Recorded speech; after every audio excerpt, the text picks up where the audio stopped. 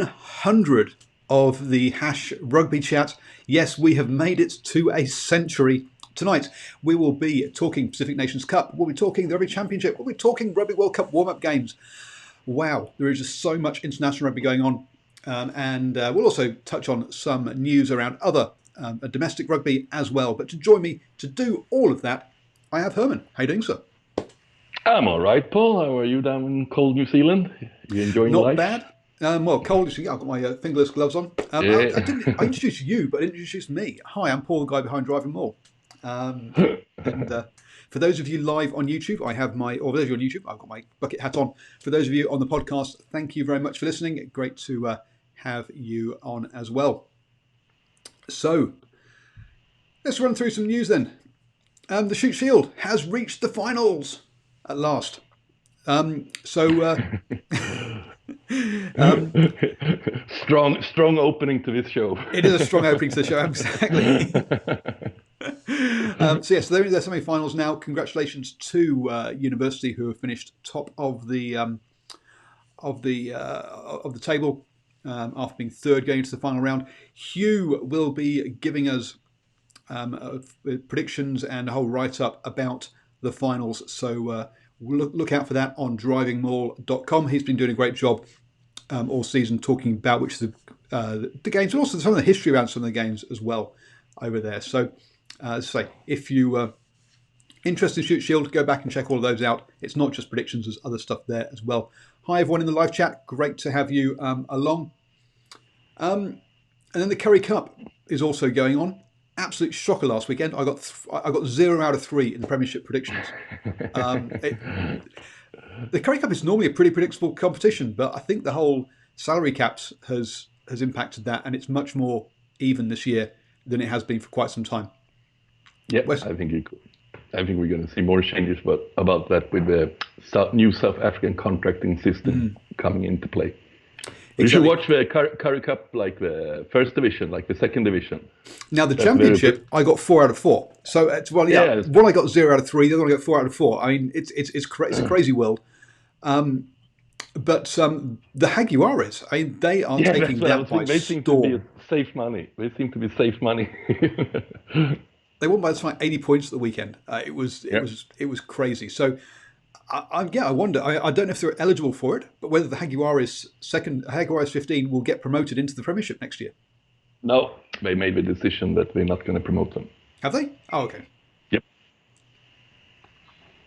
Well, there we go. Because they want the Curry Cup is apparently protected for being a feeder to the Curry Cup, and obviously since they don't bring, but it seems. Isn't it better for the other teams in the Curry Cup to play against a good team if you're using the Springboks perspective to it at least? You think so? I mean, it doesn't help anybody having a team in the second division beating sides by 60, 80 points every week. I think they've had one game that was 7 points. Everything else has been 30-plus margins, not just points scored. So it was the first one, but they still scored 50 points in that first game. They. Yeah, so I think it's called 50, 50, 70, 80. It's crazy. They put them in the Premiership and make it more competitive. Why not? To me, I don't get why you wouldn't. There's 7 teams up there, so the teams have a bye, so that you could fit them in without actually elongating the season. It would work all the way around. But it doesn't look like they're going to do that. So. There you go. So let's just briefly touch on those two. My Curry Cup predictions are out already, so do check out those on DrivingMaul.com as well. Some player news. Now, when I saw this, I was amazed. Bastareaud played at number 8 at the weekend for Lyon in a pre-season game. So that's a bit crazy, isn't it? Yeah, that kind of makes sense. It's like the only real strength Bastareaud had in his game is heavy ball carrying, isn't it? I don't know what else. True. Heavy ball carrying. Not much use in the line out, I wouldn't have thought. No. And I'm not sure about his work around the ruck, especially defensively. Whether he knows how to take the guard position or not around the ruck all the time. But Yeah, interesting role. But yeah, apparently, I mean, he's only there for half a season anyway because he's going to Rugby United New York or Rooney for the Major League Rugby season, which is the same period as basically the Super Rugby. But so he's only at Lyon for half a season. But so yeah, it looks like they're looking at experimenting and trying to have a bit more ball handling in the forwards. Yep, yep. But I'm thinking there is one. Now I forgot his name here. There's one guy in the Fijian team who also shifts between centers and the back row. There is, and so I was going to cough.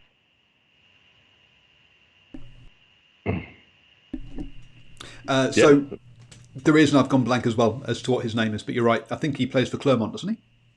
Yeah, I think so too. I think he plays in the back row for the club team, I think, or is it the other way around? Anyway, yeah. We should know that, but we should. Sorry, folks. Wow. For those of you in the chat, if you know who we're talking about, then please do let us know.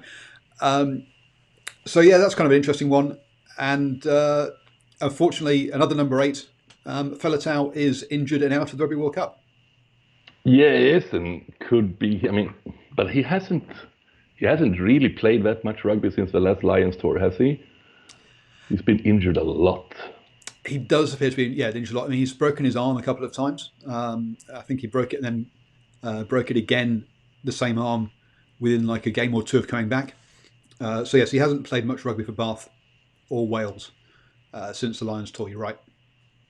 And if there's one position Wales can cover, it's the back row, isn't it? They have insane depth in the back row. Yeah, they do. I mean, and they're used to not having him playing because he's been injured. So players like Josh Navidi or Moriarty will step up. So I don't. Yeah, it's not a.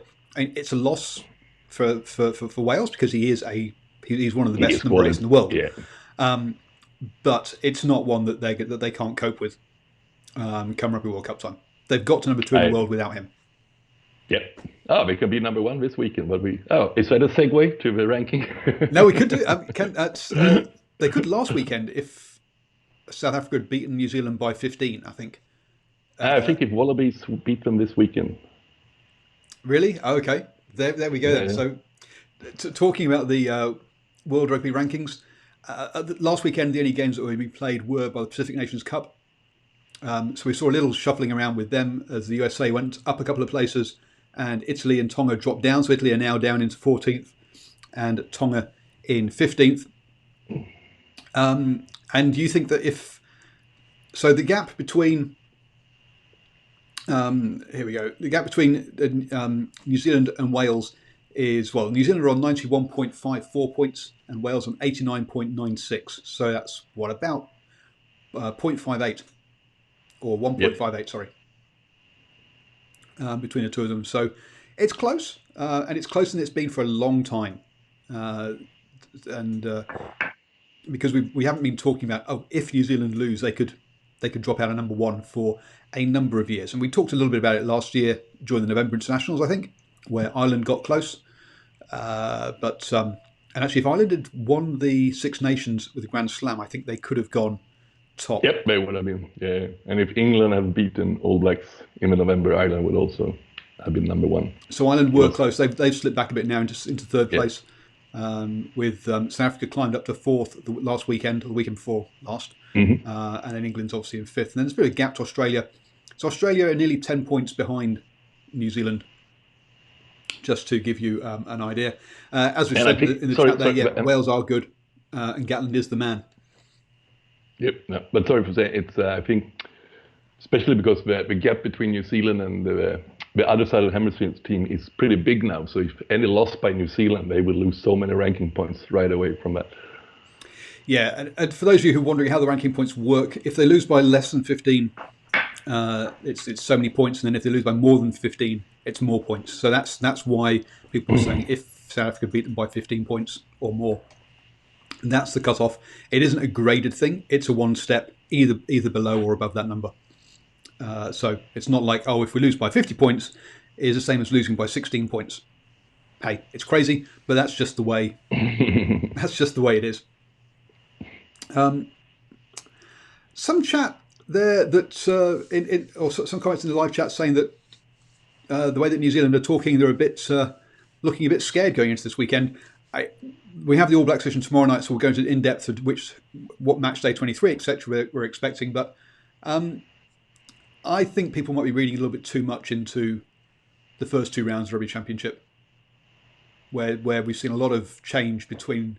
So I think South Africa and New Zealand must have used at least well over 30 players each in the first 2 rounds. So I think trying to read too much into those early games, I mean, people are perhaps getting a little bit, perhaps going a bit too far. Yes and no. I mean, if you're looking from a strictly like New Zealand perspective, this is how it usually works with some rust or slow starters and But the teams they're playing, I mean, Jaguars, Pumas, you could probably make a case for that first game, but Springboks are rusty too, aren't they? Well, yeah, and I say the Springboks also got through 30 players. They only had 3 players, 3 of the starting 15 had been in the previous week. So I mean, both, they've got through a lot of. Whereas Australia, though, have played a much more settled side in their first 2 games. Yeah, not a lot more, but more. They did also a fair few changes between the first and the second game.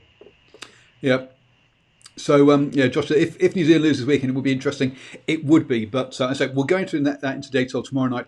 But the one thing I will say is Steve Hansen has always said that the first 2 games of the Rugby Championship he wasn't that targeting, but the 2 Bledisloe Cup games he wants to win.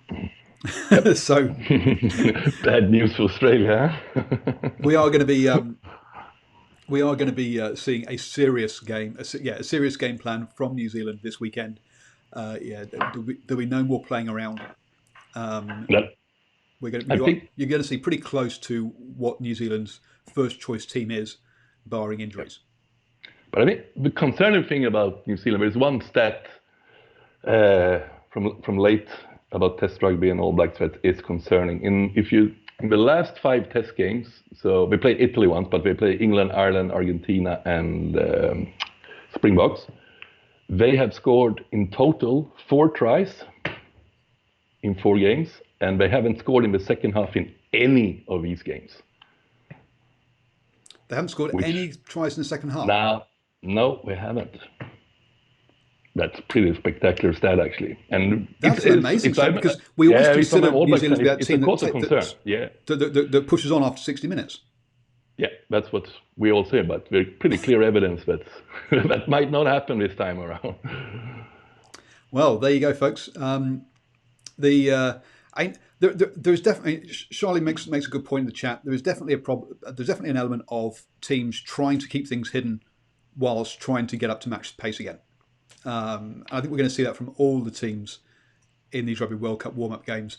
Is that we're not seeing them trying everything because they want to keep some moves quiet. Yeah, I agree. I mean, some you keep, but I think some fans is making a little bit too much fuss about this. You can't hide that much. If you're in the highest level and your opponent's in the highest level too, they know each other pretty well, and they know pretty much also exactly what their opponent's going to try to do. So I think it's a little bit already like some teams keeping like this big black book, with a secret game plan for the World Cup, they're hidden in a safe somewhere. It doesn't like. I think Rassi Rasmus talked about this too, because he gets a lot of questions from South African journalists about how much you're holding back, Rassi. And he said, we're not really that smart as some of you guys think. Yes, it's more like some combinations, maybe at kickoff moves and line-up moves and stuff like that. You can some set-piece moves. That's probably what we're holding back something. But in general play, not much. Yeah, you have to get used to running certain formations as well, certain structures. If you don't run them in game time, you can't learn it all just on the training paddock. There are single set moves you can try, but yes. You want to speculate a little bit? Go on. About All Blacks? All right. So I find it interesting that still All Blacks have trouble with rush defense. One of the few times where it seemed like they handled it pretty well was in the first Lion test when they played through the 9 of Aaron Smith. And since then, they haven't picked up that. That's like one suggestion for everyone. Maybe we're holding that one back because it really makes no sense, because they're having so much trouble with their with the rush defense, and the only time they really counter it, and they haven't tried that tactic again since then. Yeah, exactly. So there you go. So everyone, and something that's on my, I must admit, on my to-do list prior to the Rugby World Cup is to go back and watch the first Lions test at Eden Park, because Herman has said this, to remind myself how they played off Bowden Barrett. But yeah, that's true. Aaron Smith.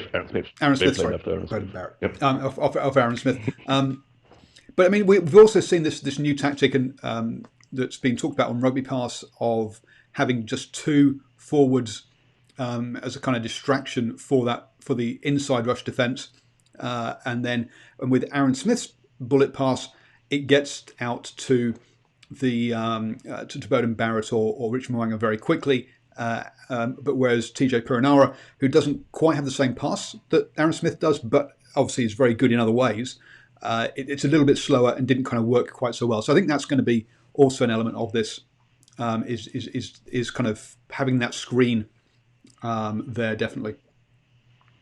I agree, but I think so. TJ get a little bit of unfair stick because as my recollection of the game against the Springboks 10 days ago now, is that especially in the first half, TJ was one of the premier players in the All Blacks on defense. He made two massive turnovers. I mean, the All Blacks were really under the pump in the first half. Yeah, they were. It's not his core role, but he did bring value. So I mean, sometimes I don't reckon you could with Smith and I guess we already do. But if I was Hansen, I would probably go sometimes a little bit more horses for courses with them. Pick who are we playing today and pick the starter from that. Yeah, well, but if we look at the and I mean, this equally applies to South Africa as it does to New Zealand. They've got one game up against each other. Then they have 3 games they know they're going to win, which doesn't really matter. And then they've got 3 games that'll be testing in the quarterfinal, semi-final.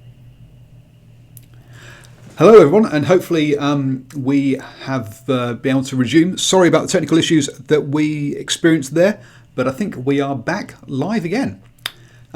So, where were we? I think we were probably talking about some sort of All Black stuff, and I've gone blank as to what it was now, but there we go. Yeah, we talked playing out 9. Oh, yeah, that's right, playing off 9 and checking out the old Rugby World Cup. The old Lions first test, which is what I'll be doing over the next week or so at some point when I can. But enough about that. As I say, we'll have a whole hour about All Blacks tomorrow night. So come back and join us for that over on the All Blacks edition. The old 2 playmakers, yes. It was going to be Bowden Barrett and Dane McKenzie. Now they're trying to do it with Richard Mo'unga and Bowden Barrett instead. We can see that. But it's just a matter of balance and getting the players used to playing with each other on that. But I do think we are going to see more of that over the next couple of weeks. I believe so too. The other game we've got, obviously in the Rugby Championship, is the Pumas versus the Springboks. After the farce that we saw in Australia between the Wallabies and the Pumas, is this a game that you give the Pumas much of a chance of against Springboks? I do, because I think their lackluster performance against Wallabies was very much down to that they played first the final away in Christchurch against Crusader. They were very much up for that, and then they played the All Blacks 2 weeks after that. So they pretty much played for Argentina Rugby 2 big finals in total over 14 days time. So I think they maybe not fatigued physically, but I think mentally to get up with a short turnaround and go to Australia and play with Wallabies. I just thought that was one step too far for the Pumas. And here it comes back to haunt them that they do have lesser depth than the other teams have too. So yeah, I think we will come back very strong in this game actually. The comment about the fast question mark in the live chat. What I'm saying there is that game between the Wallabies and the Pumas, the number of errors was absolutely crazy. The number of knock-ons, the ball retention was very poor. You wouldn't expect that kind of play from a Mitre 10 Cup side. Never mind from a international team. That was not international rugby that we saw that last weekend between those two. I think when I saw the stats that Argentina had 30 handling errors and Wallabies had 26, which makes it a whooping 56 handling errors in total in a game. Which is just off the charts. Yeah, absolutely. It was crazy. The number of handle errors, number of turnovers in that one was nuts. I don't know. Yeah, it's one of those things. Isn't it? Have they got the depth that basically 2 weeks break is enough to refresh themselves, or are they just out on their feet, knackered, and just need to rest all their starters?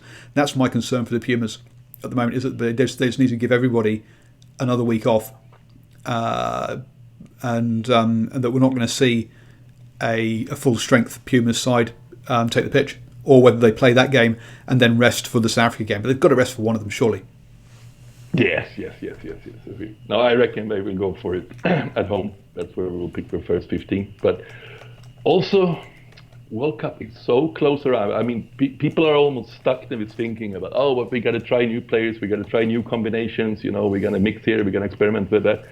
It's bloody like 45 days away. It's 3 test games left to play. It's time to get your act together now for most teams. You can't experiment that much anymore. No, it's more about making sure that all the players you might need get some game time. So in case of injuries, people are ready, and making sure you don't overplay players ahead of the Rugby World Cup. Those are the two things you're really doing. True. I hear those arguments over and over again. But what about the arguments to really settle aside and let aside gel and to really come to the World Cup as a team? That's at least as important as resting the players. And it's more important for some teams than others. So, for example, the All Blacks and Springboks, they've got to be up and running first game. But so do the Pumas, because on the same day that the All Blacks and Springboks play, France play Argentina. And that is a key game for Argentina. And Australia play Fiji that day too. I mean, what a World Cup day that is an amazing day.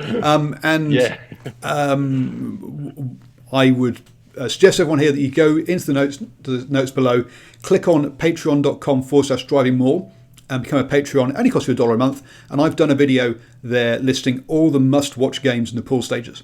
So go and watch that, and that'll tell you which days to basically sit down in front of the telly and tell everyone to go away. But teams like those teams, and then also means Scotland, Ireland, I think play each other on the Sunday. So all those teams have to arrive at the Rugby World Cup firing on all cylinders straight away. Teams like England, Wales, in particular, Japan, for example, haven't got their big games first up, so they can arrive and still do a little bit of kind of bonding in that first game or two at the Rugby World Cup, because Japan have got Russia first up, which is an easy game for them. I say it's more important for some teams than others as to how settled a side they can put on the pitch on that first game at the Rugby World Cup. Talking of those teams, then, and Fiji being one of those, they've had a tough Pacific Nations Cup, haven't they? To be fair, they've come back and had a good win against Canada though last weekend. So, but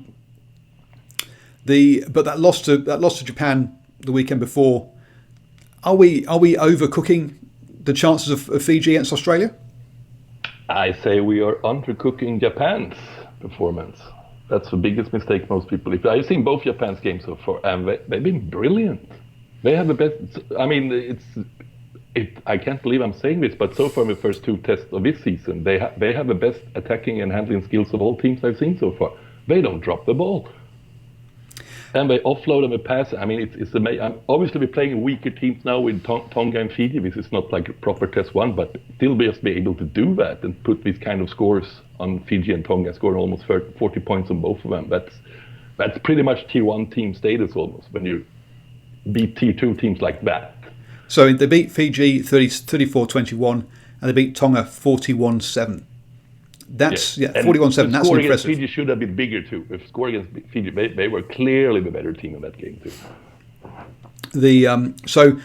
Scotland, you've been put on notice, I think, is really what we're saying here. Must be very, very much on notice about this. Very, very much. there's a couple of things going for Japan. I think obviously we have a great attacking play right now, also, but they are seems like one of the best prepared team. Have one among the best cardio in the world, and because they really play for the full 80 minutes cardio. I mean, the quality goes down a little bit, but we're still having we're venom in the tackles and so on. I mean, there's no cheating about getting up and getting in line and so on. So so. Scotland, yes, they for sure should be on notice. Now that is the last game in the group stages, so there's some way to go before that one. But Jamie Joseph, we got to remember, he took all his Japanese internationals out of Super Rugby for the first, I think it was 5 or 6 rounds. I can't remember exactly. In the end, he took almost all of them out for a complete season. Most Sunwoods players most Japanese players play for Sunwoods. They only play between like 3 and 6 games in Super Rugby this season. Yeah, so there's been very few of that. But instead he had that, they call it like the Japanese second side called the Wolf Pack, I think. Mm-hmm. They played a lot of games, but against lesser teams. Of course, we played at the same time as the Sunwolves, but we play against much lesser teams. And they crushed them, Now, there'll be a few people here thinking, you know what, we've seen that happen before, because we've seen the All Blacks be removed from Super Rugby for half a season back in 2007. So, so there might be a few people saying, Jamie Joseph has gone a bit back to the future, and didn't he learn the lesson that happened in 2007? We will see. But as you say, he has got them, and he has very clearly said that Super Rugby didn't matter. It was all about the Rugby World Cup, and it looks like he is at the moment timing things very well. Yes, really. I expect them to beat the United States this weekend with at least 15 to 20 points at least. I've gone for. I think I put my Pacific Nations Cup predictions out there, but I think I've gone for, from memory. I think I gave Japan by 7. I do expect them to have a comfortable win against the USA, but the USA have shown up and surprised us in the past, particularly against Scotland last summer. Yep. And they are getting a knack of keeping those games close. Yep. No, they're getting better. It's very obvious that the United States is getting better. And part of that is the fact that they're all professionals now. They're a fully professional side, which Canada don't. And that fitness is telling. They play much deeper into games. They beat that Scotland side with the last kick of the game. This weekend they beat Samoa with the last kick of the game. In controversial circumstances, to be fair, but the fact that they're still playing up until that 80th minute shows us that the USA have become a professional side at last. Yeah, I agree. So, but I mean, there's been a lot of. I mean, the try that Samoa didn't get that was shocking. It was a very, very poor call, but I guess it was Nigel. They didn't really hear it. He said, like the assistant referee told him, he kicked it on, but Nigel Owens-Ford said he knocked it on. Was that? Yeah, and that's. They weren't going to get. There was a knock on earlier in the phase that they were going to come back for a scrum anyway. So I think it was under advantage from what I've read, because I only saw the actual incident itself. But yes, I've never seen a player put their foot out like that to block a pass. It's legal. It's fine. He did nothing wrong with it, but you never see it. And so when you see a ball go that far forward in that situation, you automatically think it's a knock. It's a deliberate knock on.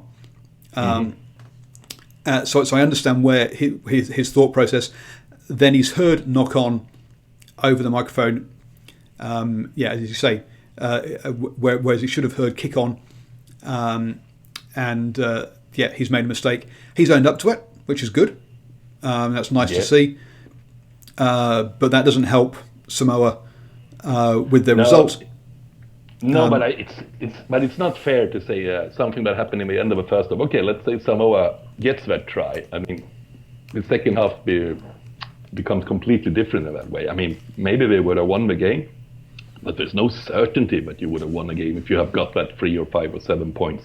Oh, that wasn't the controversy. That wasn't how the USA got that final penalty. Oh no! I meant the Samoan disallowed try. Oh, disallowed try. Sorry, I'm talking about how the penalty came about at the very end. No, that was pretty fair call. The last one. Okay, maybe I think you're mixing it up there. So maybe get mixed up, but yeah. In the end of the first half, Samoa try was stolen from them, from Nagalo by mistake, But and then the United States got a penalty in the end of the game after 80 minutes. But that was, probably a penalty. So it's okay, fine. It would have made the game different, but in a game that's with so low scoring at 10-13, a 7-point swing is pretty, or a 5-point swing is pretty significant, isn't it? To be honest. Yes, it is. It is, but still, it makes a completely different game. It does. You're right. But Samoa got that win over Tonga, which I thought, which I was surprised at, to be honest. In the opening round, but they were good. They've pushed USA all the way. When again, they have been the third or the weakest of the three Pacific Island nations in the last couple of years. So it does look like they're perhaps coming to the boil at the right time for the World Cup as well. Yep.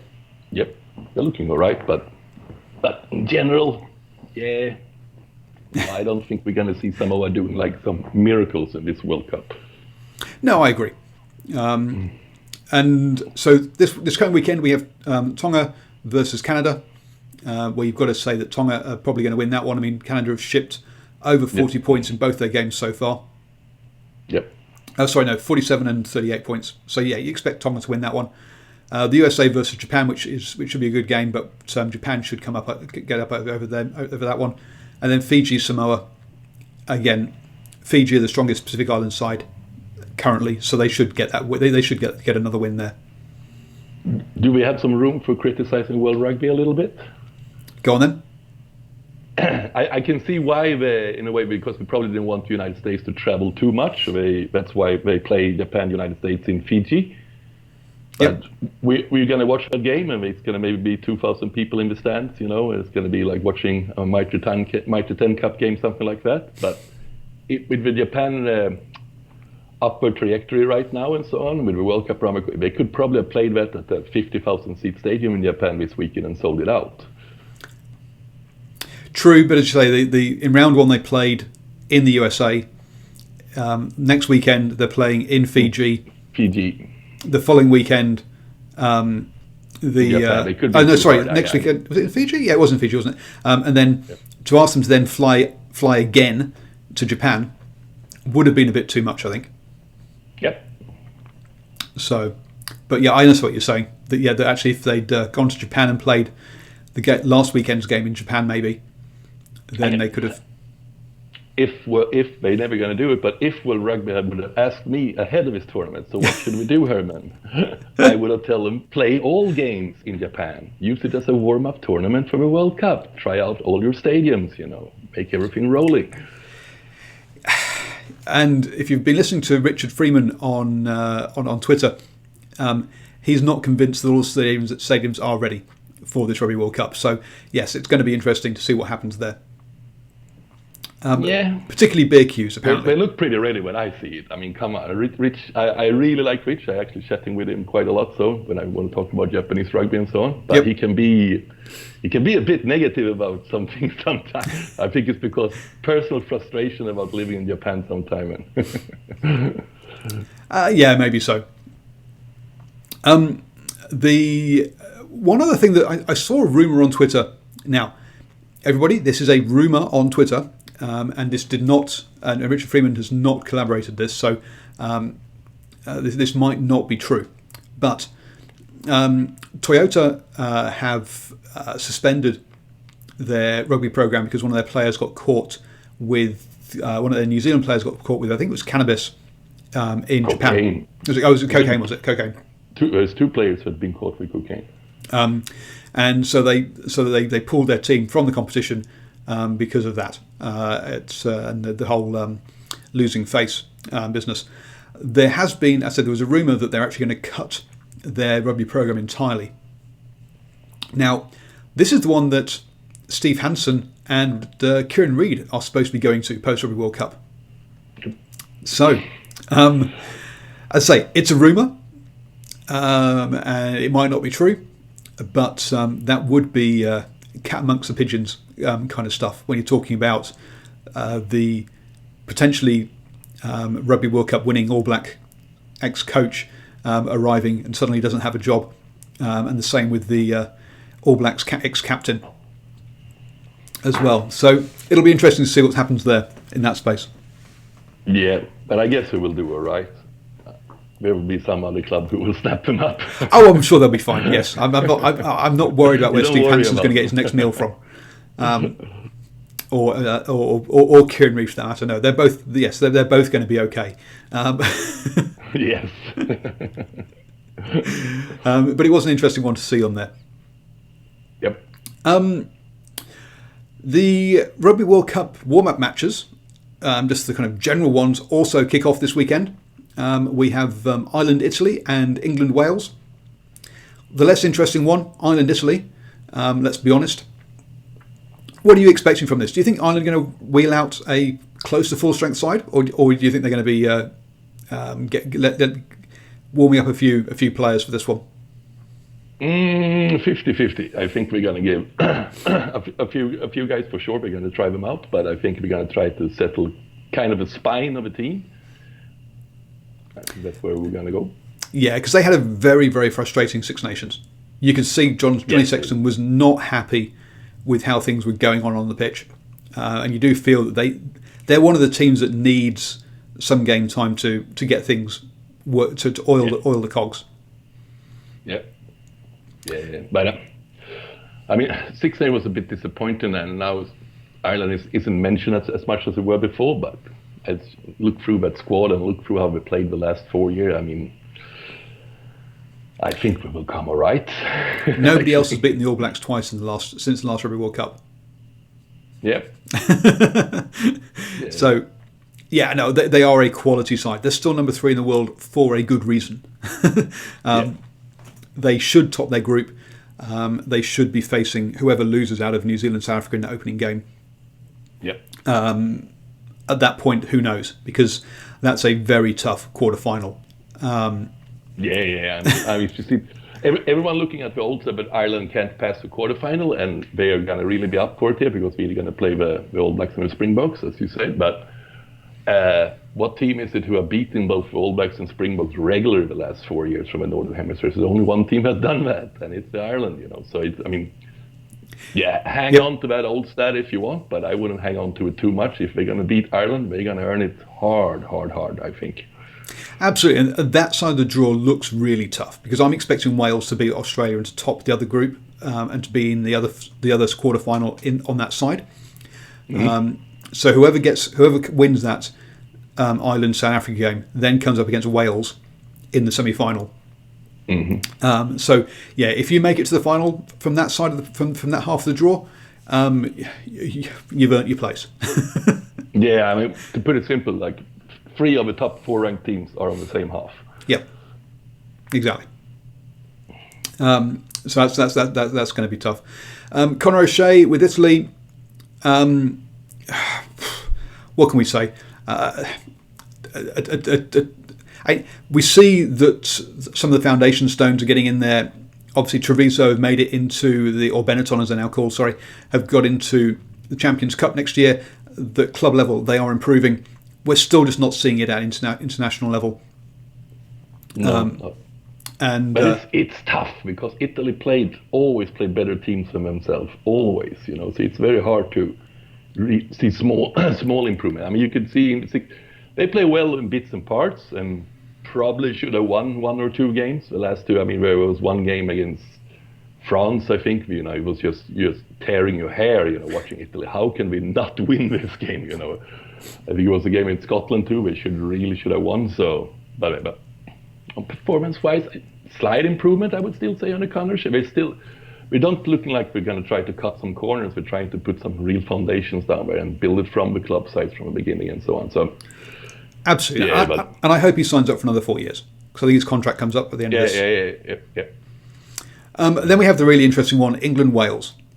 Now, 2 teams here who hate to lose against each other, right? So this might be a Rugby World Cup warm-up, but these two sides hate losing. So there's going to be no quarter given once the players are on the pitch. The only question is, what selection approach will the two coaches take? No. I saw a comment from Corey Hill, because we asked him about, down here, like, it's warm-ups game, and we're talking about Springboks and All Blacks, but la la la la. But he made it very clear. Oh, no. There's no such thing as a friendly between England and Wales. Forget about that. Now, we've seen in the past because the next weekend, the weekend after this, it's Wales versus England. So they're playing two games back to back. Now, we've seen historically what some agreements where the home team plays their first choice side, and the away team plays their second choice side, and then they reverse the following weekend.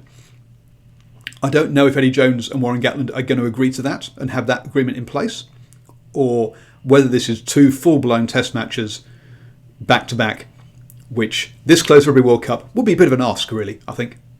Yeah, it would. But I think maybe we should, since travel really isn't a factor for the European teams, they could probably think a little bit different about this than some of the Southern Hemisphere teams. True. Travel isn't a factor. It is just down the M4. It's not very far. You can drive it. Just the intensity of those two games is going to be tough. And from memory, I can't remember exactly. I think England got Ireland after that in their warm-ups, haven't they? Yeah. So it's not like they've got themselves a Georgia or an Italy or an easier team where they can roll out the extras to give them game time. England do have Italy after Ireland. So they've got two games against Wales, one against Ireland, and then one against Italy up in Newcastle. That last one will be a pretty much all the reserves getting a run out just to make sure they've got some game time under the belts ahead of the Rugby World Cup. But this one, this game this weekend is going to be a cracker. I will be live straight after that with live post-match reaction. I'm trying to get a Welsh podcast to join me. We'll see if they're up for it or not for that. But Home and I will be doing live post-match reaction to the Springboks, to the Pumas versus Springboks. I'll also be doing live post-match reaction to the Bledisloe Cup game as well. So lots of content this weekend if you're at a loose end. But so what's your prediction? Are you expecting Wales to put out a slightly weakened side and England to go full strength because that's the way they are, way around they are as home and away? No, so I think the European team's going to experiment a little bit less. I think. Right. Again, when we play like the Italy or the Georgias and so on, yes, then we will experiment. But against each other, I think no, I think we're going to see pretty close to first team selection, not exactly first team selection. Because like everyone else, we're not sure what their first team, especially England, have no clue what their first team selection is. Okay, I'm English. If you haven't figured that out, folks. Really? But I'm really worried that I see a lot of parallels this Rugby World Cup that I saw for the Lancaster World Cup as well. You basically, things look like they're in order, and then as you come up to the Rugby World Cup, suddenly you see some real oddball selections, and you think the guy's lost the plot. And I'm seeing something pretty similar for Eddie Jones. 2 great seasons, and then it's all kind of wheels coming off. Players like Danny Kerr, Chris Robshaw, James Haskell, who he had lots of faith in, put lots of caps into, thrown aside. Now, I'm not surprised by James Haskell one, to be honest, but Robshaw and Danny Kerr I'm a bit more surprised at. And then he's got, and we've all been saying, who is that third choice? Well, it's not now who is that third choice scrum half, it's who is that second choice scrum half, because the one we all assumed was going to be second choice got ditched in November, and suddenly you've got some Youngs who has got like 50 odd caps, and the next person's in pretty much single figures. It's amazing that for someone who was supposed to be planning for this Rugby World Cup, it looks very unplanned. Yeah, it's very odd because, especially the first 2 seasons, he pretty much played the old side. when pretty much all other teams were actually experimenting a little bit for the next World Cup. Yep. I mean, it's very hard to understand what his plan is here. I mean, why he should have start trying out new players from the beginning instead of doing it right at the end.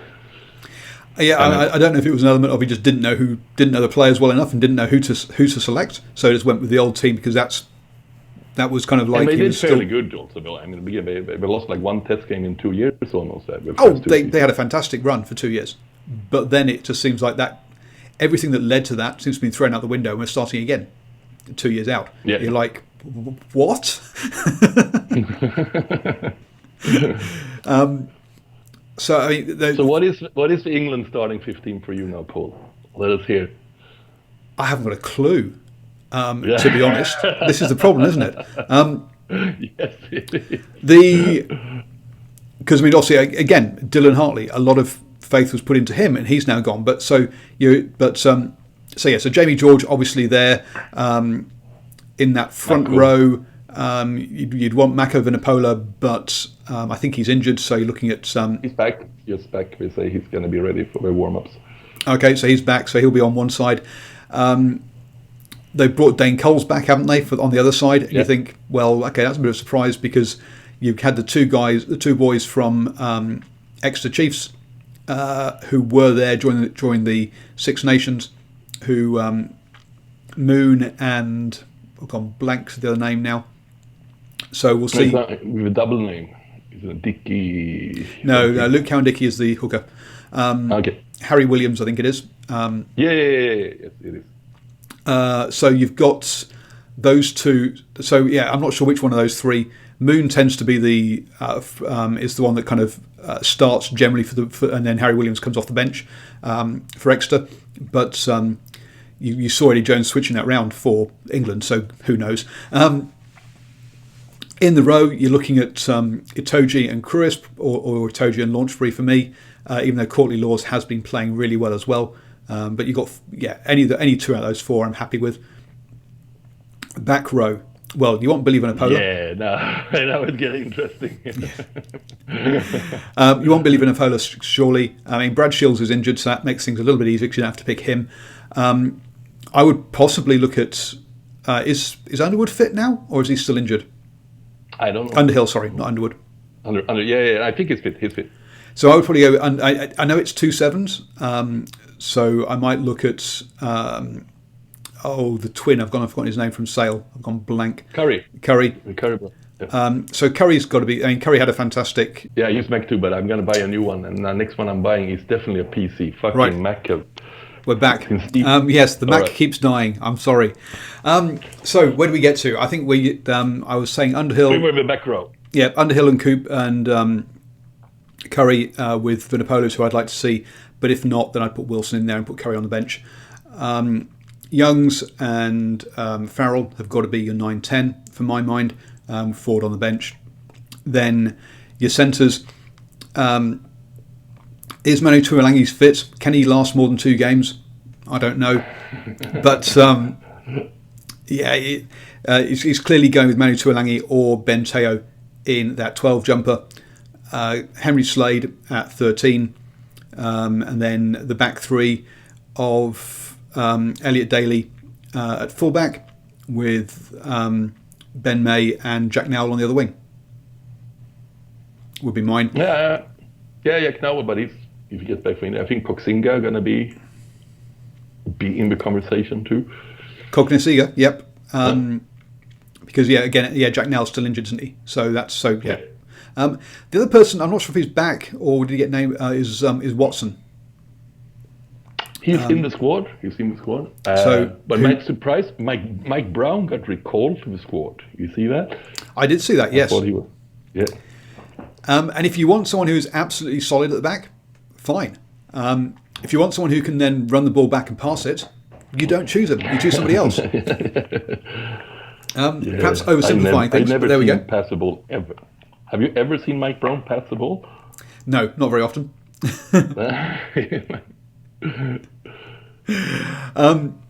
So yes, so that is that would be my England 15. Yes, Pac says, I thought smoking on TV was a thing of the past. Well, yes. No. Here we have another one. We're not on TV, so we can get away with it. Yeah.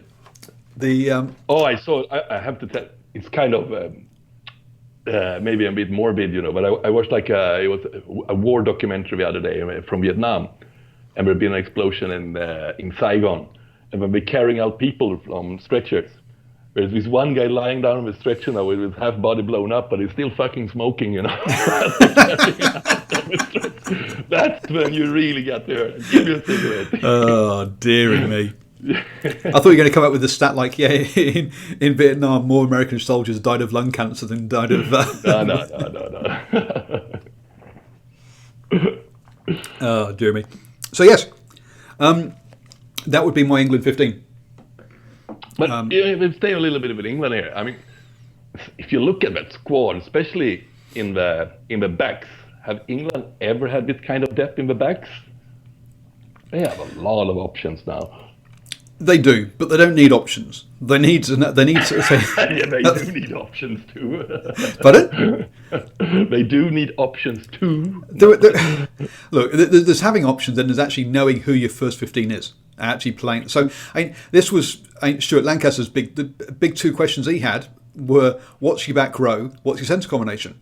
The big two questions we've had that we still have kind of with Eddie Jones is: what's the back row? What's the centre combination? It's something that we've seen. It's something that England just don't seem to be able to answer. But that seems to be kind of a trend in world rugby, because you can say pretty much the same thing about the Wallabies and the All Blacks too. What is the centre combination? What is the back row? For the All Blacks is just who is your number 6.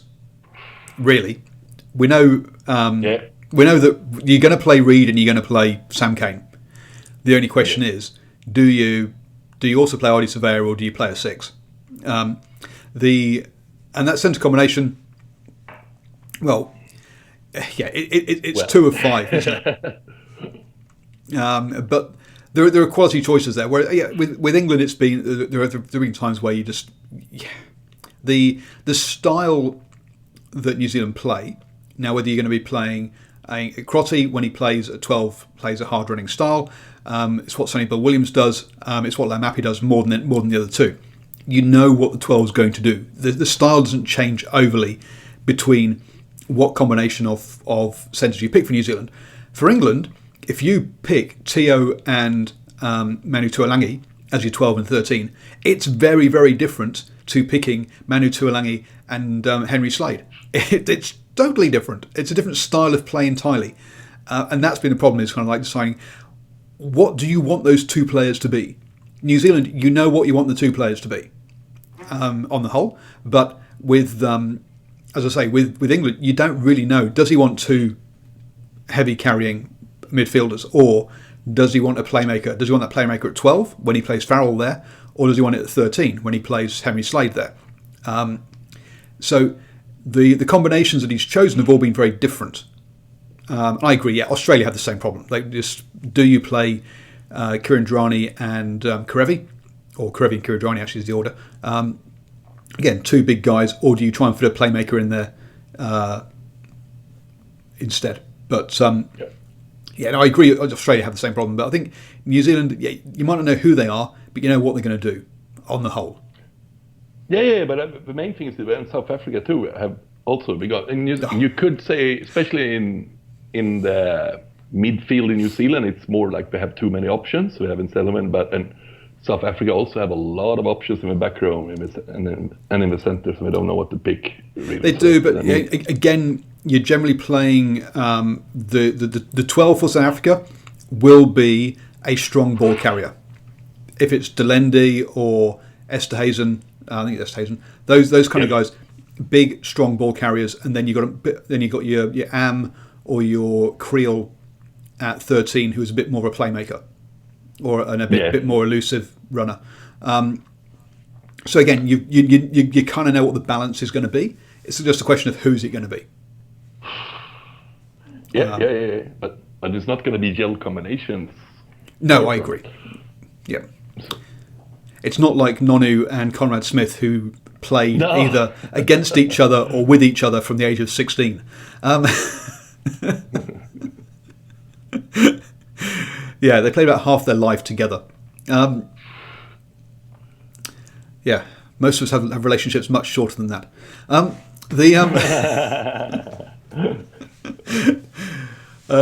dearie me. Cool. Anything else? I think I've covered all the things I want to. Yeah, I think it's all covered too. Cool. So tomorrow night, the All Blacks edition. Sorry? No, but we talked about pre-show before we went live today. It's like just stating the fact that this is like, now it's really beginning. There'll be a lot of test rugby now for the next couple of months here. There'll be a lot of test rugby for the next couple of months. Over the next 10 weeks, I'm going to be at more than 20 Mitre 10 Cup games. So that's averaging at least 2 games a weekend that I'll be live reporting from. So, yeah, it's going to get crazy for this next 3 months. Basically, the next 12 weeks are going to be very. It's going to be wonderful. That's my take on it. I'm already now worried about that, like 3rd of November when it's all over and you're just going to be, what am I going to do? Well, then we have the Aviva Premiership, the Gallagher Premiership, the Pro 14 and the Top 14. And I think it's 2 weeks. Is it 2 weeks or 1 week after the Rugby World Cup final? It's into the European Champions Rugby Cup, European Rugby Champions Cup. Yep. Dear me. So yes, it doesn't stop. It's we're on the treadmill, as they say. Oh, there's one last rumor we could be interested to discuss with you, Paul. I mean, what is your take about this rumor that we're looking at the British League, or a British and Irish League, basically? Did talk about that the other week. And I think I've did a Patreon special on this. So if you want to have a full 10-minute or 15 minutes of me drilling right into this, then become a Patreon over there for your ears only. It's over there. But essentially, CVC have got investment in both the. It's something that's been talked about since professionalism started. I mean, it's been going on for ages. But now that CVC have got investment in both the Gallagher Premiership and the Guinness Pro 14, you can see it happening. Especially if they have investment in the Six Nations as well, I can see it happening. And basically, the European Rugby Champions Cup and the Challenge Cup just getting discarded. I just think they'll just throw them away because they haven't got investment in that one. I think they'll just turn around and get rid of that. It'll be goodbye to the Kings and the Cheetahs. Good luck as well. And good luck to Italy because they won't be included. It will just be British and Irish. Yep. And it'll be fantastic for those four nations, and it'll be absolutely devastating for Italy. It'll be a big blow for South Africa, a massive blow for Georgia, Romania, Spain, who are thinking of trying to get teams into the Pro 14. Yeah. So bad for the growth of the game, very good for the old boys network. Yeah. Basically. Yeah, I agree with that. So, yep. Cool. So, tomorrow night, All Blacks edition, myself with Ashwin and Michael. I'll be back on Thursday, probably Thursday, actually. I'll see when the teams come out with previews, the Rugby Championship Round 3 preview. As I say, I'll be live at Battle of the Bridge on Friday night. So, Auckland versus North Harbour, Waikato versus Canterbury on Saturday, and Bay of Plenty versus Otago on Sunday, and also live post-match reaction to the Bledisloe Cup 1, the Argentina versus South Africa, and England versus Wales. So stick around for all of that, and if you would like to support me, because obviously we do all that, that's all there for you for free, click on patreon.com/DrivingMaul and become a supporter of DrivingMaul for as little as $1 a month. Really, I would much appreciate it. So thank you very much. Thank you very much, Herman. Thank you, Paul. And good night.